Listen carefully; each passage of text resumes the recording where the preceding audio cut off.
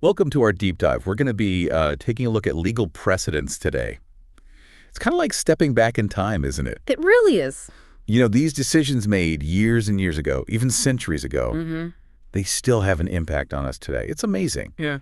And we're going to be looking at it all through excerpts from S.S.E. Upadhyay's book, The Law of Precedents. And you definitely don't have to be a lawyer to find this stuff interesting, I promise. No, absolutely not. It's really fascinating. Yeah. So we'll be looking at what these precedents actually are, how they've shaped the legal system, and why they should matter to you, even in your everyday life, really. Yeah, because they really do. Legal precedents, I mean, they're more than just these old rulings, right? They're really the foundation of our legal system. They give us that consistency, that predictability. I mean, imagine a society without that. It's crucial. Absolutely. So I guess we should start with the basics. Sure. What exactly is a legal precedent? I feel like, you hear the term all the time, but could I actually sit down and explain it to someone? Right, and you're not the only one. Many people think it's just about taking what a judge did in some past case and just copying it. Right. But it's actually much more complex than that. The core of a precedent is really in something called ratio decidendi, and that's Latin for the reason for the decision. Okay, so it's not just about what happened in the case, but like the reasoning, the why. Yes, exactly. So think about you have two cases, maybe both property disputes between neighbors, right?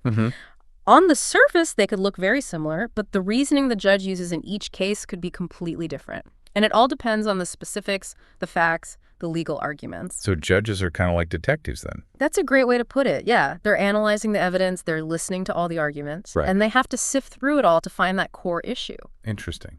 Exactly. So they look at all the facts, they look at the laws, all the arguments, and from that, they figure out what that ratio decidendi is.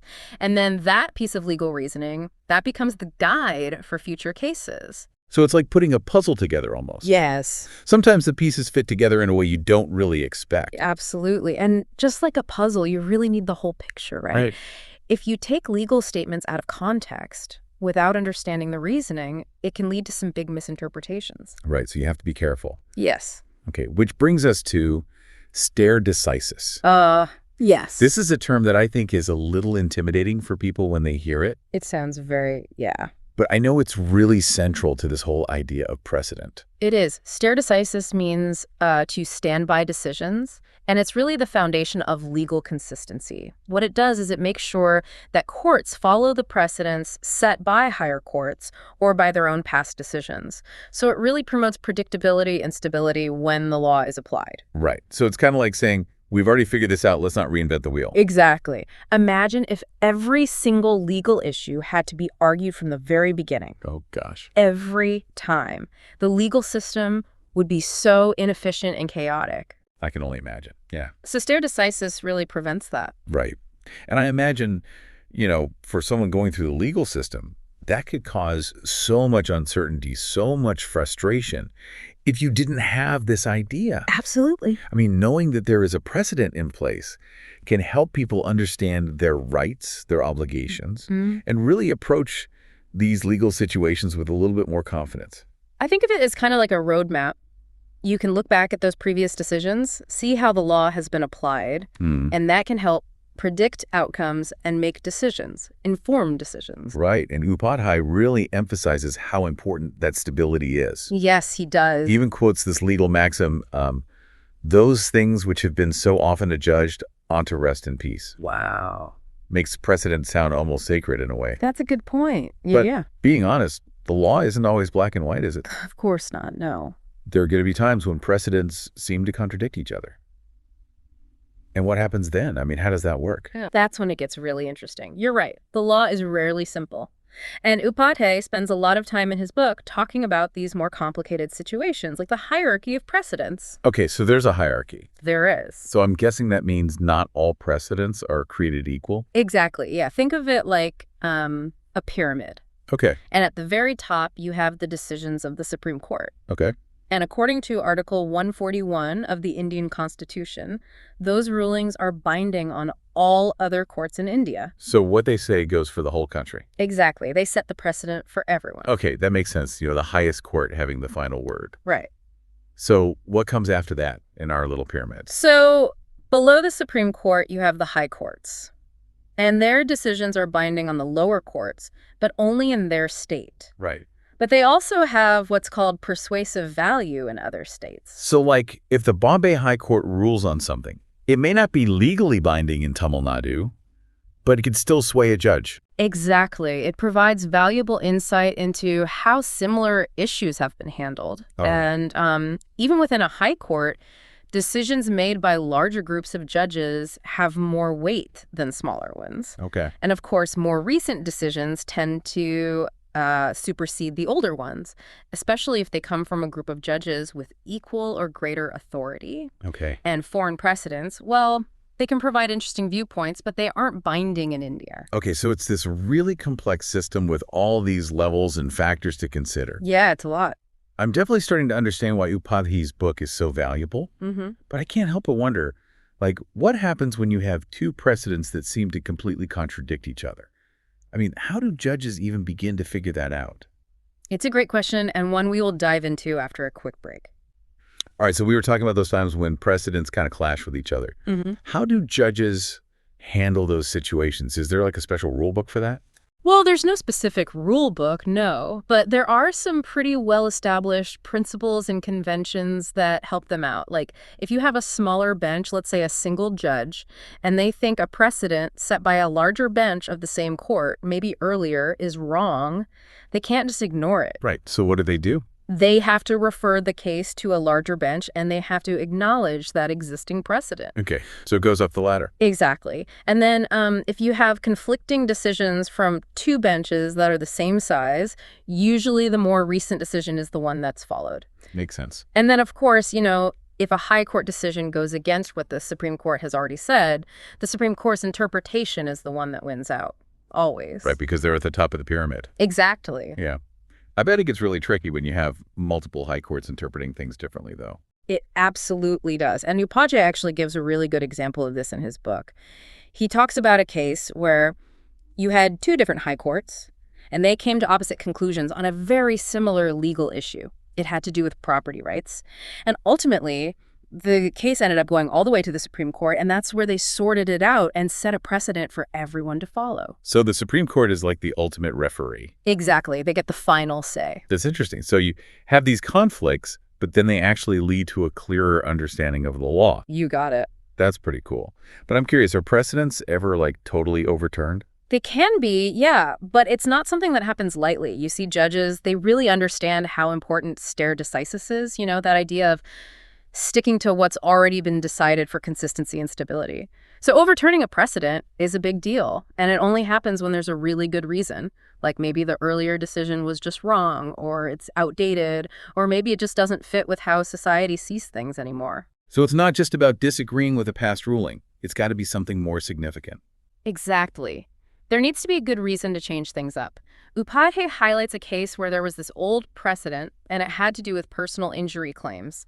And eventually it was overturned, but the reason was that, our understanding of things like negligence and liability had changed so much since that original precedent was set, they had to update the law to keep up with the times. It's like the law has to adapt to the world around it. It does, and Upadhyay argues that that's what makes the law so interesting. It's not this set of fixed rules, it's a living, breathing thing that can grow and change. Yeah, it's constantly evolving.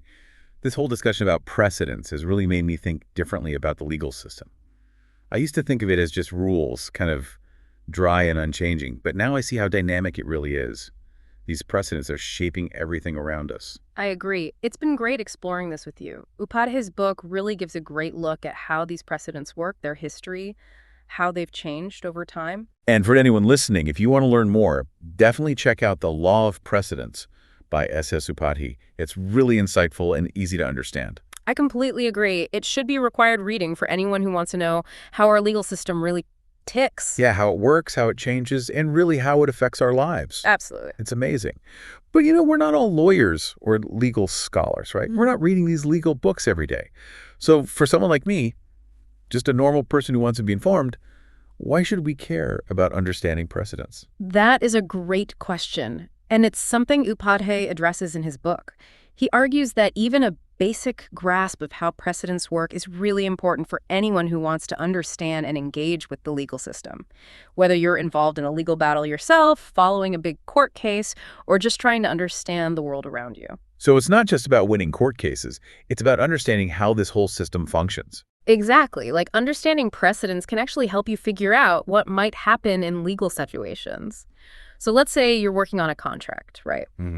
Knowing how courts have handled similar contracts before could give you an advantage. That's smart. So it's about being informed. Exactly. Being in the know. But, there are also situations where precedents don't really give you a clear answer. Like we were talking about before, those obiter dicta, those little side comments judges make. Right, not technically binding, but still important. Exactly. And then there's those per incuriam decisions where a judgment was made, but they didn't consider a key law or precedent.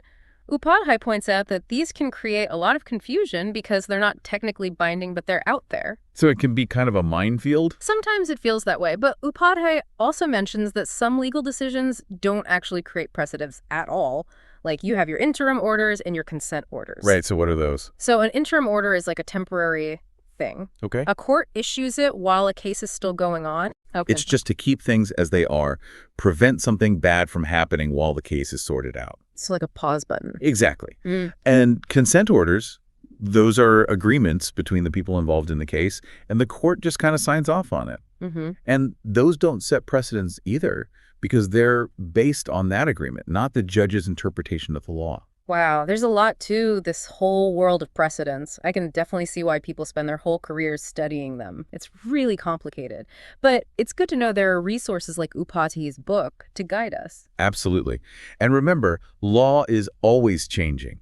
As society changes and we face new problems, how we interpret and apply those precedents is going to change too. Right, that makes sense. This brings to mind something that Upadhyay talks about, this kind of tension between needing the law to be consistent, but also needing it to adapt to a changing world. It's a great point. It's really the challenge at the heart of our legal system. How do you balance that need for predictability with the need to grow and change? And that's something we'll continue exploring in the last part of our deep dive. Yeah, that tension, it's really interesting. Does Upadhyay offer any solutions? I mean, how do we actually manage that balance? Well, he points out that even though stare decisis is really important for our system, it's not supposed to be like a strict rule that you can never bend. Courts can reinterpret precedents, they can differentiate between cases, and sometimes they even overturn past decisions if they have to. So it's not just about blindly following what's come before. You have to understand the reasoning behind those old decisions and realize that, things change. Society changes. Our understanding of the law changes. Exactly. And Upadhyay says that's actually what keeps the law alive. That ability to evolve, to adapt to new challenges, and keep up with how society changes is what makes sure justice is served. This deep dive has really changed how I think about legal precedents. I used to think they were just these, boring rules written down somewhere.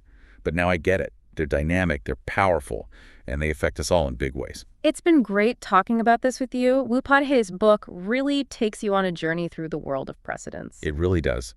And for anyone listening, if you want to learn more, I definitely recommend checking out The Law of Precedents by S.S. Upadhyay. It's surprisingly easy to read, and it really makes you think. Couldn't agree more. If you want to know how the legal system really works, this is the book for you.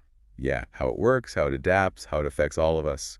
It's fascinating. Absolutely. Well, as we wrap things up here, I'm just struck by how complex and powerful these legal precedents really are. They're not just abstract ideas. They're the building blocks of our entire legal system.